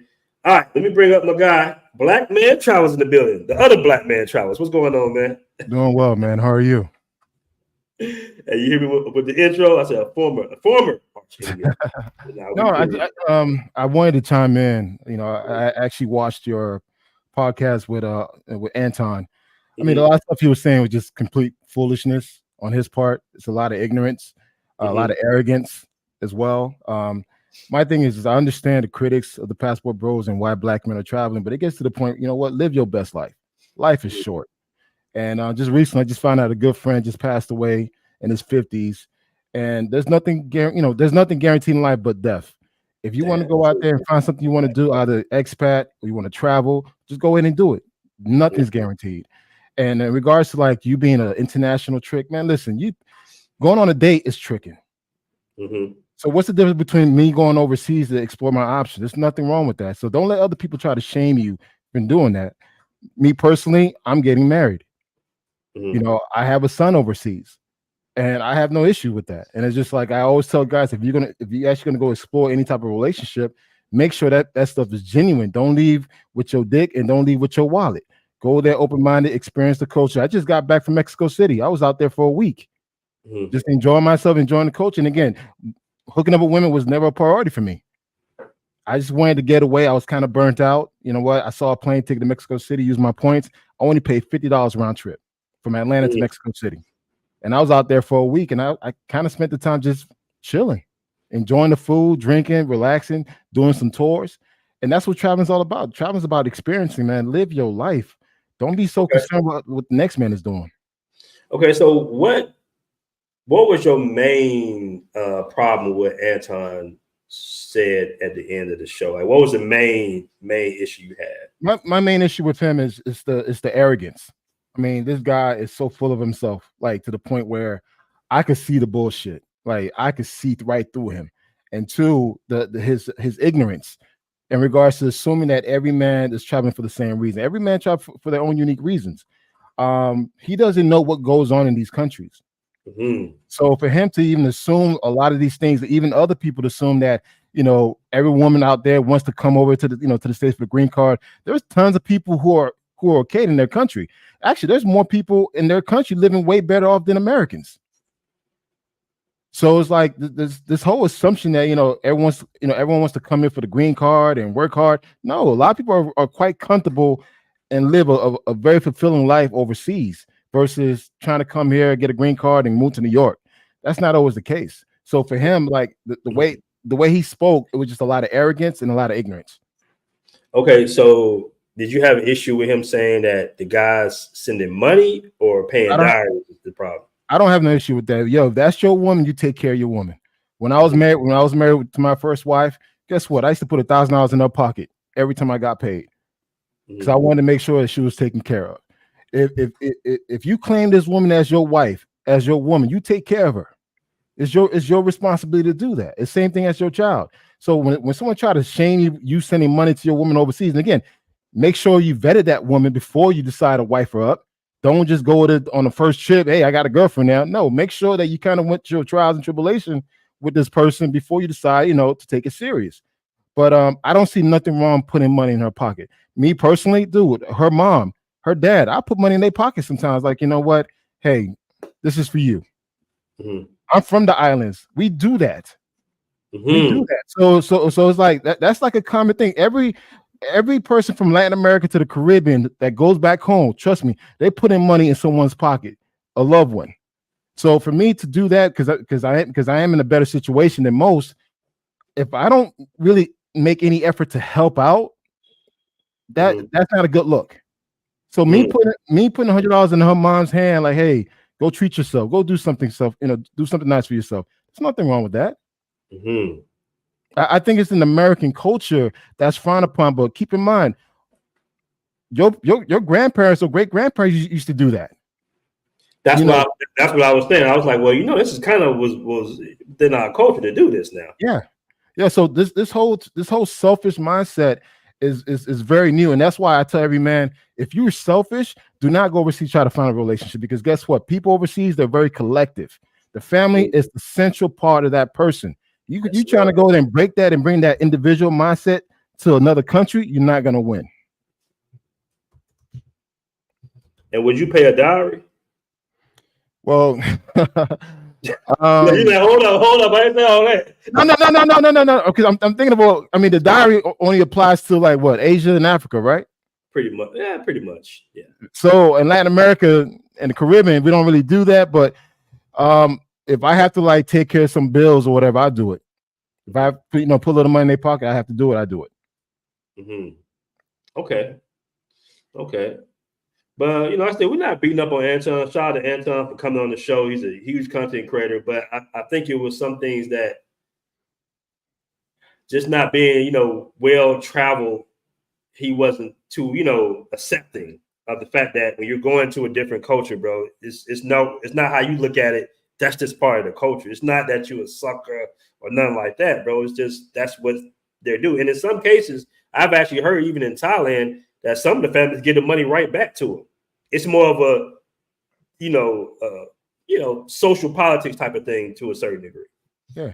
I mean, when I go back to Haiti, I have to break my brothers off with some money, my aunts with some money. It's the common thing. Again, if you're coming from American state of mind and a state of behavior, you can't take that overseas. So if that's something you're not accustomed to doing, of course, you're going to feel some type of way. But if you used to traveling and living overseas, you start realizing this is part of their culture. Right. I want to give a shout out to Loverboy B_Pookie with that's a hell of a name, brother. But with the $4.99 super chat, I really appreciate that. He says, "Nah, F that. Ninjas selling dating advice, but are virgins in America. We got to bring back shame. The women shame us for traveling because of the weirdos." Okay. All right. But I mean, overall, look, I'll tell you this to every young brother out there, man, there's no perfect time to travel. Stop holding off. Put yourself in a position to travel. Get that passport, save up for 3 months, and just go somewhere. Just get that first stamp. Once you get that first stamp and you realize that it's that easy, you can continue to start doing it. And again, the way I travel, I grind and I give myself a reward. My reward is my traveling. Mm-hmm. So every 3 months, I'm out. And I try to pick a new place, but now that with Dominican Republic is my home now, I'm constantly back and forth. And actually, I'm flying back in a couple of weeks back to Puerto Plata to take care of some things. But again, don't let no one try to shame you, because if you decide to live overseas or find love overseas, you only have one life to live. Live your best life, because guess what? When it's time for you to go, no one doesn't care how you lived your life, man. That's true. That's very true. And it's kind of upsetting because I was listening to Austin's. I was actually on his show yesterday too. But I was listening in, and the B-Dub cat was talking, shit about the DR and shit, and, about this, that. Oh. And I'm like, bro, listen. I'm like, you got an tropical island full of Afro people. Whether you want to call them black or whatever. Like, how, if you don't want to be around your own people, that's fine. But to say that, we travel to trash ass countries and I'm in Europe and I'm in Dubai, bro, travel to what country you're comfortable in. I've been all around the world too. I like the DR. I've always liked the DR. Yeah. So it's just to kind of disregard, you're not a real traveler because you don't spend thousands of dollars in Madrid somewhere. It's like, dude, you know what I'm saying? Like, I don't have to feel special to pay a whole bunch of money to be around white folk to feel special. That's not, at the end of the day, that's what he's talking about. Yeah, there's one particular person that's constantly throwing that out there because someone decides to fly to Colombia, DR. You flying on Spirit Airlines. Dude, I fly on Spirit Airlines. I fly on Frontier, but I also fly on Qatar. So it doesn't matter. At the end of the day, it's my experience. So you spending more money than me, that's your dumb ass. I'm a smart traveler. I use my points. I have Delta Airlines, American Airlines. Use your points. Guys, use your credit cards wisely, earn points, and do it more effectively. But I mean, this whole thing about, you shaming guys because they going to Colombia and whatever, and you got a woman, like, bro, I got a woman too. I mean, I got receipts too. I mean, BMT got receipts. We all got receipts. It's no different. You going to Europe is no better than someone going to Latin America. There's no difference. Somebody said B-Dub's starting to be an Uncle Ruckus. Yeah, man. It's just the whole. Shout out to B-Dub, though. He gonna do a video. He gonna come on somebody's panel talking shit. Trust me. B-Dub, he'll pop up on you. He'll pull up on you. But I got somebody that might have some smoke for you, man. Rona might be coming in the building, right, be coming back. So we'll you got a little time. Man. It's all good. I'm still waiting for my one-on-one with you, bro. Because if we got some smoke, we got to handle. Yeah, we do. Hey, anytime, my brother. Anytime. We were supposed to do a while ago. I've been so busy with the app, man. But yeah, we can definitely handle that. But I'm glad we have these conversations, even with Anton, because it's good to see brothers kind of just agree to disagree to a certain degree. Because you're not supposed to agree with everybody. No. But one thing I want us to get out of the habit of, just as a group of men in general, I was talking specifically about black men, is to stop trying to politic and shame and, you know what I'm saying, curtail, like control other men, bro. Brothers are gonna do what they do. Listen, I got a friend of mine, man. He's a very successful lawyer. He calls me up and he's just like, hey Ferris, you think $6,000 is enough for a nail salon in Colombia, bro? Should I send it to her? And I'll be like, she gonna send this girl $6,000, bro. Like, I'm like, hey, you do what you do, man. But my man got, when guys got money, they just move a certain way. $6,000 is like $6 to him. Yeah. 60 cents to him, really. You see what I'm saying? Like I've been around guys in this space, bro, that have literally said, hey, I gotta run back to America real quick. I'm thinking they're gonna be back in 2-3 weeks. They'll be back in 36 hours because they got their own fucking private jet. You see what I'm saying? Like, bro, people are on different levels, man. It is what it is. And that's why, like, for me personally, when I see dudes try to like count another man's pocket, look, if a man decided to overpay for something, let him overpay. He has the money, let him do it. The way he spent his money should not affect you and how you move. So when guys always constantly worrying about, hey, you overpay this, overpay that, listen, he has the funds to do it. If he wants to overpay or overspend, whatever, that's on him. But this whole shaming thing, and again, I mean, I've been a very critical person towards the Passport Bros. I have. But also too, I realize, I have, and I'm still a critic. But at the same time, when people start shaming you for you just going out there living your best life, that's when I got a problem. Exactly. When you start assuming things that men are now chasing after, minors and all this crap, man, I'm like, wait, hold up. Now you're taking it too far. So this is where I come and defend the Passport Bros. But majority of the time, I'm a critic. But I respect what you guys doing. Is the fact that the younger generation is picking up the mantle and they're actually traveling. We just want you younger guys to listen to us. We've been doing this longer than you. We got the blueprint. Just listen to us how to move, and trust me, you could go out there and enjoy yourself. Because again, dude, I'm 46 years old now. I can't do the stuff that I was doing in my 20s. I can't. Now, honestly, when I'm traveling, I like to sleep. I sleep like crazy when I'm overseas. So again, guys, you could just go ahead and live your best life, but listen to your elders, man. There's a lot of people in this space that have been doing this way more than you. Know what's funny? Black Man Travels. It's funny saying your name so close to us, but I'm trying to figure out, because the last, when I go out sometimes and I'm dating, a younger female. And as soon as I get in the club, I'll be ready to go because I feel like the music. I feel like the music too loud, right? I'm trying to figure out. She's like, "Yeah, the music's going to be loud, Aaron. It's a club." And I'm like, "Am I just getting older? Yeah, you know what I'm saying? Or is the music has always been this goddamn loud? You see what I'm saying? So it's like you get older, bro. Things just like you enjoy being on the beach, having a beer with your friends, talking about That's what we enjoy more so than going to random clubs where the music is damn blasting all over the guy. I mean, I went to a party. I don't know what it is. No. Actually, I went to a party in Mexico City. Literally, after 1 hour coming in, I was ready to go home because I wanted to sit down. I wanted to lay down, and the music, and I felt the music was too loud. I literally felt. I was in my place like, man, the music's too loud, man. And then I ain't feel like standing up. I was getting frustrated at the bar. Dude bumping into me. I'm like, man, this is too much, man. I'd rather go to a lounge. Becoming a grumpy old man, Black Man Travels. Hey, it's age, man. I'm getting old, man. It's like, yeah. So I don't know what you think you're doing, but me and being Black Man Travels, we co-host a lot, bro.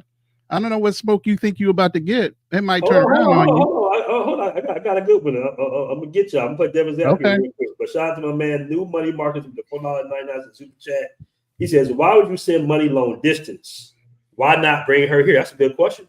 How do you know you are not on a team of payment makers? Her family will BS you too. You want to answer that, Kendall? Yeah. You know what? That's continue vetting, continue not being overzealous.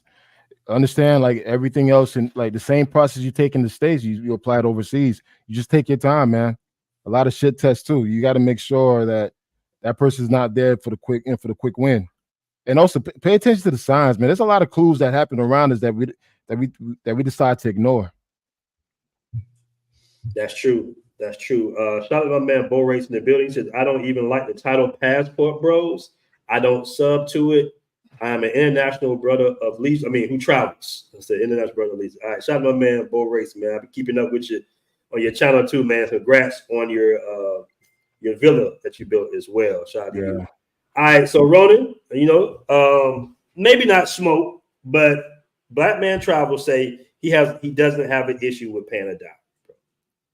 All right, so you want to speak on that? Why you have an issue? About my boy, my brother. Listen. The family don't go. Listen, my brother can pay whatever he wants. It's what I choose and what I want versus what he chooses and what he feels relaxed enough to want to do. And not that I'm against it. Like I said, I will help out my significant other's family, but I have the right to pick and choose when I do it. You paying a dowry up front, you already starting a standard. Whether that dowry is going to be enough or whether they approach you because they know you're well off after the dowry and ask you for additional money, that's a whole nother story. This way I control what's going on and when I dictate when I will or when I help. Just like I said, if I know there's a lot of brownouts in the Philippines, which I already know, I already plan on putting solar panels on my significant other's parents' house so they won't have to experience a blackout or a brownout. You get what I'm saying? While I'm building my own property. I don't have a problem with doing things like that. But it's my choice, my money. You're not gonna put an edict on me and say, I need to give you this in order to warrant the ability to be with your daughter. No, absolutely not. My merit, who I am, dictates whether I get to be with your daughter or not. Okay. Good point. You want to hop in there? Yeah, I totally agree with that. You should never feel obligated to do something for someone. You should do it because you want to do it. Once someone starts putting pressure on you, like because you obligated, you have to do this, then walk away. You should never feel obligated to do anything. You should want to do it because when you want to do it, you actually do a lot more for the people than if you're being forced to. Exactly. I think we dropped BMT. Yeah, he's got that weak Dominican signal right now. Oh, okay. So you know something about that. Yeah. Guys, if you ever thought of becoming a digital nomad in Santo Domingo or in Dominican Republic, make sure you stay in a good area because that Wi-Fi is suspect, man. Yeah, big time. But no, congratulations, man. I'm glad you guys are moving forward because I figured you would. There's no reason why you wouldn't at this point. You know what I mean? I'm talking to you, Black Man Travels. Yeah. I have no issue with that. And in regards to I don't see an issue with someone bringing that person to the States. If you're in a position to do that, go for it, man. Don't let anyone shame you living your life, man. Right. And my idea anyway with bringing her to the States is not to bring her back to get a green card. It would not be to bring her back to a green card. Every once in a while, you got to renew your own passport. Why not bring her back when you got to renew your passport? Travel around the country while you're getting your passport straightened out. You take your ass right back to her country. You ain't got to fucking stay. You ain't got to get her a green card. You can come and visit, like a vacation, and then go back. Why stay? But let's be honest, not too many people are in a position to do that. Only a small minority of people is in a position to do that. Most people, they have no choice but to come back home because they still have a life here. True. They're not in like a digital nomad status or whatever. Yeah, you're right. So Rona, you didn't have any issues with what Anton was saying at the end of the No, I take the same stance as Black Man Travels. He's very arrogant. He's limiting his thought process because the man's been married for 19 years to his high school sweetheart. Does he really have a dating history and experience with certain level of type of women versus the ones that he deals with on his panels? You get what I'm saying? Mm-hmm. Real life experience is one thing you can speak to, but when you're married in a dedicated relationship for 19 years, how much can you speak outside of that relationship as far as what really goes on in this generation and dating and everything else? How well can you speak to that? You get what I mean? He said that it was less than 5%, so he definitely knows. Those are you can learn stats all day, but practical experience is a whole nother thing. Mm-hmm. Just like traveling the world. You know, you guys have dotted a lot on your passport. You can't tell somebody that only has 5 dots on their passport they have more wealth of experience and life lessons than you gentlemen with 3 passport books full Black Man Travels. I don't know, BMT, you're probably on your second. Mm-hmm. You know, I potentially could be on my second here real quick. You know, so you can't have somebody just hit 5 countries and say they know everything. That's just ridiculous. But you have to understand it takes a lot for a person to pick up and leave to another state. Imagine leaving to another country. It's not that easy. It's like you really got to put yourself in the mental mindset to do that. If it's hard for you to move across city, better yet, across state or to another state, imagine how difficult it is to move to another country with another language, another lifestyle, another system. Right. So for him to say that, like, bro, you live in Detroit. Like, really? Like, ain't really never left it. Besides, he said he went to Miami like during the pandemic for a couple of months. Yeah, for a couple of months, and that's it, and went back to Detroit. You can't really put yourself in the same position as someone who lives overseas, who's been traveling for a very long time in different countries. It's two different type of people. Yeah, I think he can't help but to look at it, and he can't help but look at it like he's sending money to American women. But the whole thing, he's looking at it in a limited point of view. He likes to use certain words. He is limited in his thought process because he doesn't have the experience. Well, okay, let's take a step back. What's wrong if you do have an American girlfriend or American wife? What's wrong giving her money? What's wrong, but doing things for her, buying her stuff, doing whatever? What's wrong with that? Why have we become a society where we shame to doing nice things for women? I'm still trying to figure out the definition of tricking. I'm still trying to figure that out. I mean, tricking to me is like you going to Skid Road and you finding someone working the street, or you're throwing it up in a strip club. You're tricking it off at that point. I wouldn't even think that's entertainment. Really? I don't know. I got one. I got disagreement. Here we go. No, but I'm saying it's entertainment. You know what, man? I hate the damn strip club, bro. I do too. That's I think I've been to plenty. I used to working them a little bit. I know a lot of the girls. I used to know a lot of I'd rather go to a casino. At least I know my odds could be I'm getting money back. I ain't getting no money back for tricking that money off. Nothing. No gratification. But you have to understand, a lot of men go to a strip club for their own apparent reason. Some of them may use it as a form of therapy. Like people use traveling as a therapy. Some people may use that as a form of therapy. You don't know. Everyone have their own vice. I can't shame another man for exploring his vice. True, it's just not mine. But you're right. It could be some form of relaxation. I mean, I like bullet therapy. I go to the range a lot. Everybody has a little vice that they want to go and do. And who am I to slight them for that vice? My thing is this. If you don't have the social skills here in the States, what makes you think you don't have the social skills overseas? You have to constantly work on yourself. You have to constantly mingle and talk to people. It's like if you're in sales and marketing, you got to constantly talk to people. Just because you're in one place doesn't mean you have to stop talking. Social skills is something that you need to have to survive. Absolutely. You know what?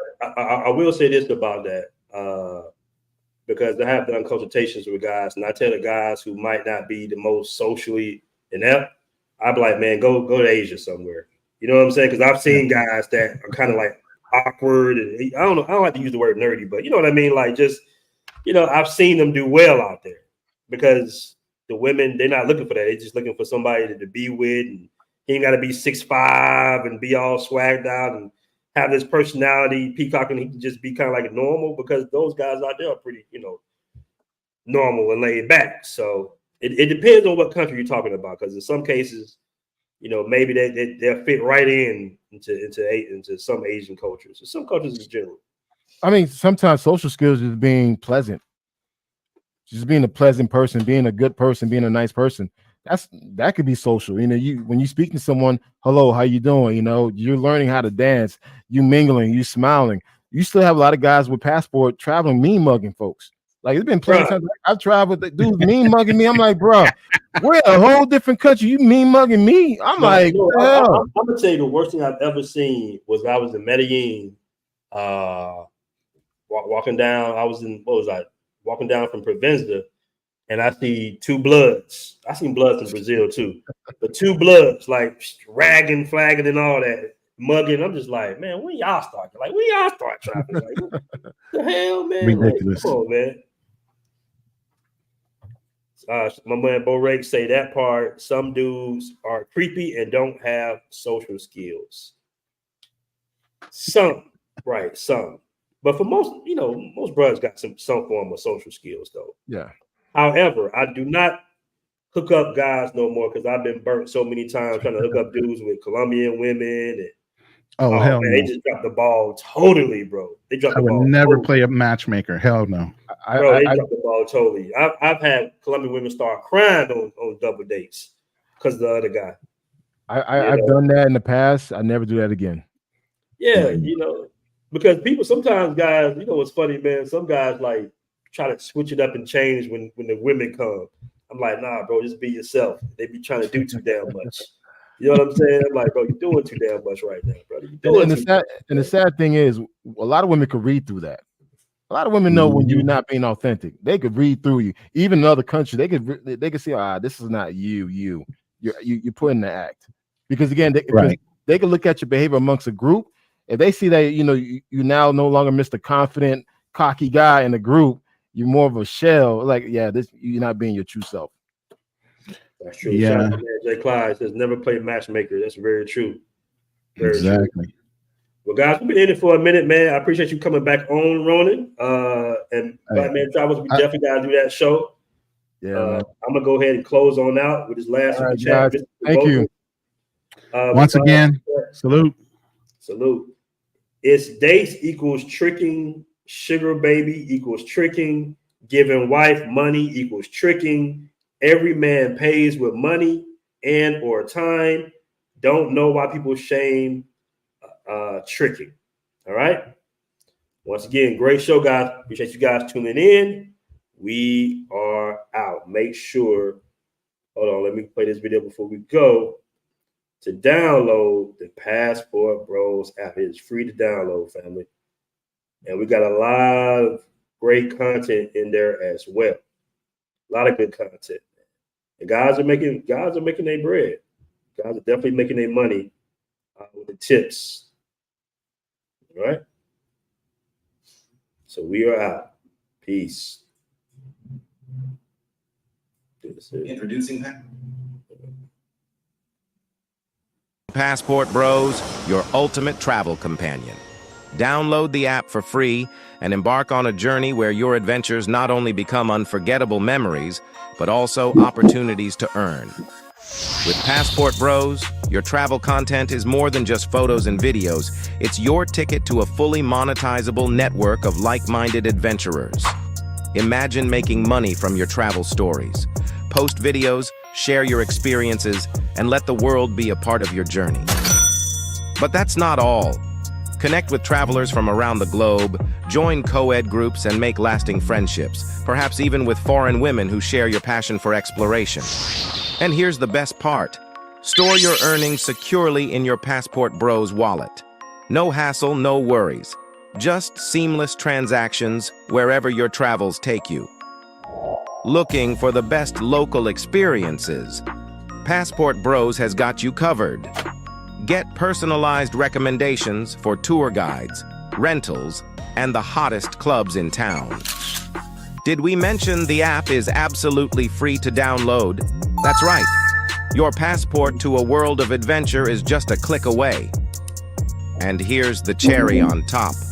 With Passport Bros, you can make money while exploring new places. Turn your passion for travel into a source of income, right from your mobile device. So what are you waiting for? Download Passport Bros now, share your journey, connect with fellow explorers, and let the adventure begin. Download now on the App Store and Google Play.